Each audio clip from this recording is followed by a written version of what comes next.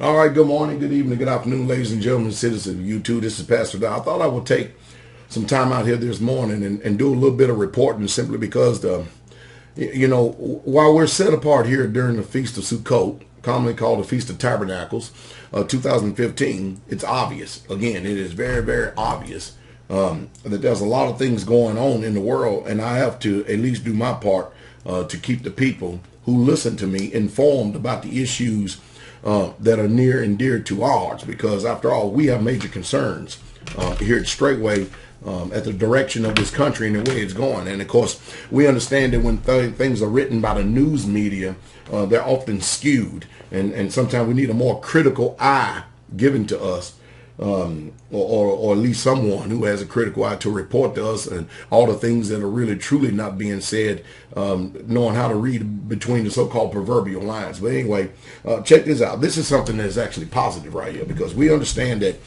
in this country, an assault on the king's officers is just like an assault on the king himself, or the president, or Caesar, or the emperor, whatever you want to call them. But it's obvious in this country right here that cops are just shooting and killing folks with impunity. I mean, just really, truly just taking folks out. And more times than often, they're not. They actually get off. They actually get off. Pretty much 99% of the time. But check this out. Here's something right here. Zero Hedge. All right. Here's the article right here. I'm going to try to include it in the link below. I want you to listen to this. State make it legal to shoot cops in self-defense if they violate your rights. All right, check this out. Is it ever legal to shoot cops? A growing number of states are passing laws that say yes. In fact, sometimes it is well within a citizen's right to shoot a police officer. Other states have already ruled in favor of citizens shooting police officers in self-defense. Even hip-hop legend Tupac walked after shooting 2 cops in self-defense.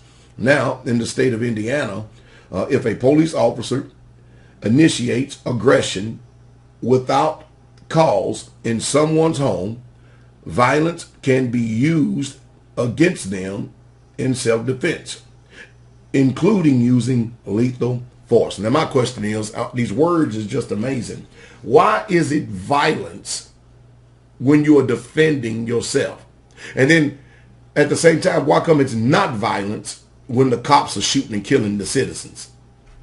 You understand what I mean? You getting this wordplay right here? All right, watch this. A new law was drafted to recognize the unique character of a citizen's home and to ensure that a citizen feels secure in his or her own home against unlawful intrusion by another individual or a public servant. Well, I believe that. But what about when you're out on the public roads and out on the streets? That's where the folks are dying at mostly. And I understand, I tell you what, trespassing is I think this is a victory for the citizens right here, because it's amazing. Let me go on before I interject too much here. This should hardly be seen as profound, and in the past, self-defense was viewed as a human right. The Bill of Rights does not grant rights to the citizenry of the United States. It recognizes natural rights, and one of those rights, a variable law of nature, is the right to resist. No matter what one does or takes from you, nothing can stop the initiate right to follow our natural impulses of resistance. That does not mean we all exercise that right, but that right itself is natural, primordial, inborn. The new amendment in Indiana recognizes this. That means you folks need to get out of New Jersey, New York, California, Florida, all these communist places. You understand what I mean? It makes it clear that badges do not grant special rights to break into someone's house and commit acts of violent aggression. If they do, the resident has the right to resist those illegal actions and defend themselves. The Free Thought Project notes that many police officers have already begun to fearmonger. The passage of this bill saying if I pull over a car and I walk up to it and the guy shoots me, he is going to say, well, he was trying to legally enter my property. I mean, if you people will stop all your bullying tactics and stuff, and because you have a badge and a uniform on and thinking that you're a god or some type of an authority and stuff, you have to understand that people are not going to be putting up with these social injustice, or they see this police brutality for too much longer and stuff. And so you need to learn how to remain respectful, because you're supposed to be respectful to the people that pay your paycheck, cop. Do you understand that? The fear-mongering comes from Joseph Herbert, 40, the president of Jefferson Fraternal Order of Police Lodge 100, who asserts somebody is going to get away with killing a cop because of this law. Well, how many times do cops get away with killing citizens? I mean, it sounds to me that the balance or the scales are being balanced right now. And you people just going to have to actually exercise some restraint and some professionalism.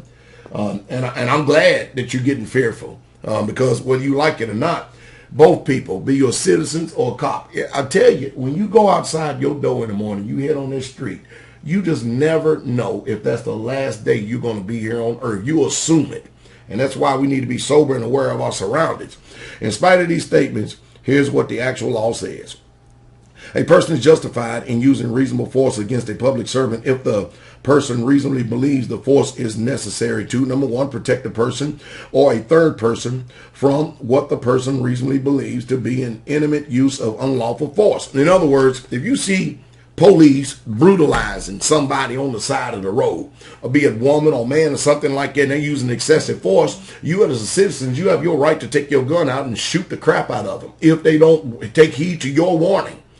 But see, in this country right here, you know, when you got Fox News contributing to the altercation of the minds of the people and stuff, and have you to fear the state when the state should be fearing you, and they're skewing the law in themselves and stuff, and you don't really truly know.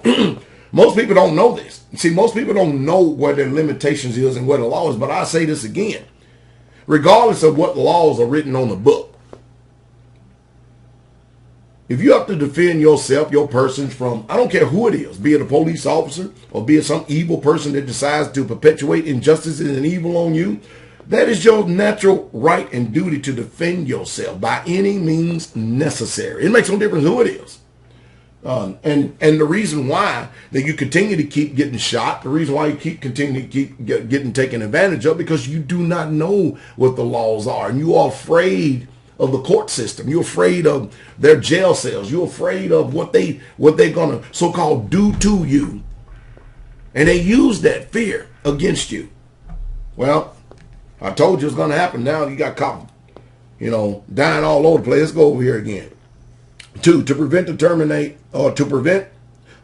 the public servant's unlawful entry or attack on the person dwelling, coached or occupied a motor vehicle. Or number 3, to prevent or terminate the public service unlawful passage or criminal interference with property lawfully in the person's possession, lawfully in possession of a member or the person's immediate family, or belonging to a person whose property the person has authority to protect. So what do you think about this law? What do you see? Would you like to see more states adopt laws like this? Is this a recipe for disaster? No, it's not a recipe for disaster, because after all, if you already have a right to carry and to defend yourself, then I think it's perfectly in order. I think it's right. And I think that this is the only thing that's going to put a check in these police officers' so-called, what, I don't even know what to call this, to where you just think you can just actually just go and just shoot and kill people. Like the guy in the wheelchair.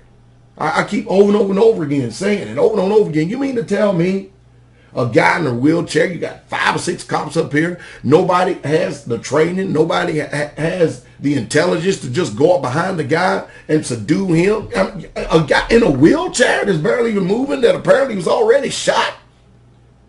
And as soon as he puts his hand in his side, and you don't even see a gun, and then you just take him out. 5 to 8 shots. It's getting ugly in this country. Powers that be are doing exactly what they want, causing crossfire from hell. But I think that this bill should be passed all throughout the states, regardless of whether they pass it or not. It should be passed in you.